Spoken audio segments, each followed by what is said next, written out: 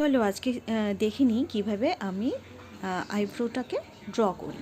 আর সেই ড্র করার জন্য আমি যেটা নিই সেটা হচ্ছে ট্রায়াঙ্গেল একটা ছোট্ট ব্রাশ, আর তার সাথে নিই আইব্রো পাউডার প্যালেট।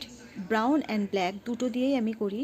দেখতেই পাচ্ছ ভি কর্নারটাকে আমি ফার্স্টে আগে ড্র করেছি, এরপর আমাকে সেই ভি এর সাথে মিশিয়ে অন্য যে লাইনটা রয়েছে সেই লাইনগুলোকে পুরো প্রমিনেন্ট করতে হবে সেই ব্রাশটা দিয়ে। এবার সেই ব্রাশটাকে আমি আস্তে আস্তে ইনার কর্নারে ব্লেন্ড করে দেব। তারপর আমি একটা মস্কারা ব্লেন্ডার দিয়ে পুরো আইব্রোটাকে কম করে নেব।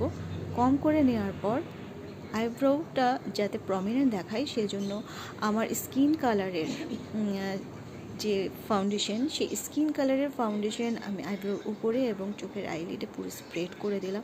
স্প্রেড করার পরে সেটাকে আমি করে দিলাম স্পঞ্জ দিয়ে ব্লেন্ড করার পরে করে দিলাম পুরো পাউডার দিয়ে এই ফাউন্ডেশনটাকে লক।